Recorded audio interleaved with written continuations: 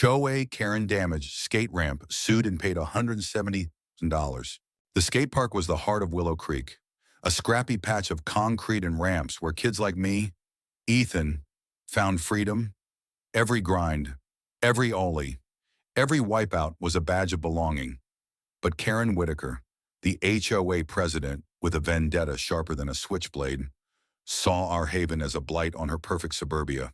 It started with whispers at HOA meetings, Karen's voice, shrill and unyielding, railing about delinquents and eyesores.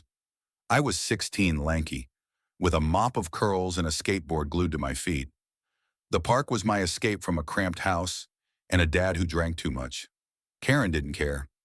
To her, we were noise, chaos, a threat to her manicured lawns and quiet streets. Her emails flooded inboxes, demanding the park's closure, citing safety concerns nobody else saw.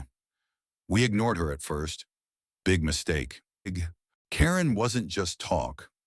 One morning, we arrived to find no trespassing signs plastered across the ramps. She'd gotten the HOA to back her, claiming the park violated some obscure bylaw. We tore the signs down, laughing, thinking it was just her usual noise.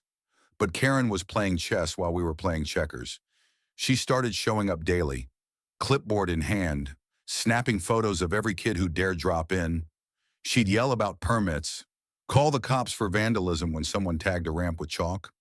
The cops, tired of her, stopped coming, but she didn't stop. She never stopped. The tension simmered through spring. By summer, Karen escalated. She hired a private security guard, a beefy guy named Carl who'd loom over us, radio crackling while we skated. Carl wasn't the problem, he'd shrug and say, "Just doing my job." But Karen was relentless, her complaints now targeting parents, accusing them of neglect for letting us skate. My mom, overworked and barely keeping the lights on, got a letter threatening fines. That's when I started hating Karen, not just for me, but for everyone she was suffocating. Then came the twist nobody saw coming. At a community meeting, Karen unveiled her ally councilman, Greg Holt, a slick politician with a fake smile in a campaign to clean up Willow Creek. Greg wasn't local, he'd moved in a year ago, chasing votes. He backed Karen's crusade, promising to revitalize the park into a picnic area. The crowd groaned, but Greg had pull and Karen had his ear. They were a machine, steamrolling our protests. I'll never forget Greg's smarmy voice. "This is about community values, not childish hobbies." I wanted to punch the air, but my friend Mia, a quiet girl with a knack for hacking, had other ideas. Mia wasn't a skater, but she loved the park's vibe. She'd sit on the benches, sketching or coding on her beat-up laptop. After the meeting, she pulled me aside. "Ethan, Karen's not just a nag. She's hiding something." Mia had dug into HOA records, public files nobody else bothered to check. Turns out, Karen owned a stake in a landscaping company that stood to profit if the park became a picnic area. It wasn't just control, it was cash. Mia's discovery lit a fire in us. We spread the word, and the park's regulars, kids, parents, even old Mr. Jenkins, who'd watch us skate from his porch, started showing up to meetings, demanding answers. Karen doubled down. She denied the conflict of interest, called us liars, and got Greg to push a vote to demolish the ramps. The night before the vote, we held a protest at the park, 50 of us, chanting, skating, refusing to leave. Karen showed up with a megaphone, screaming about public safety. That's when it happened. In her fury, she grabbed a sledgehammer from a nearby construction site, nobody knows why it was there, and swung it at the half pipe. Wood splintered, metal groaned, and we stood frozen as she smashed our sanctuary. "This ends now," she shrieked, her face red, veins bulging. Carl tried to stop her, but she was a woman possessed. By the time she stopped, panting, the ramp was a wreck, boards cracked, bolts twisted, our dreams in pieces. The crowd erupted. Phones were out, recording every second. Mia uploaded the video to X, and it spread like wildfire. Your Karen Rex skate park trended overnight. The comments were brutal, entitled HOA Tyrant. She's unhinged, but Karen wasn't done. She claimed we'd provoked her, that the ramp was already unsafe. Greg backed her, spinning it as a regrettable outburst but a necessary step. They thought they'd won. They were wrong. The video caught the eye of Lena Carter, a local lawyer who'd grown up skating in Willow Creek. Lena was a pit bull in court, and she offered to represent us pro bono. She filed a lawsuit against Karen and the HOA for property damage, emotional distress, and abuse of power.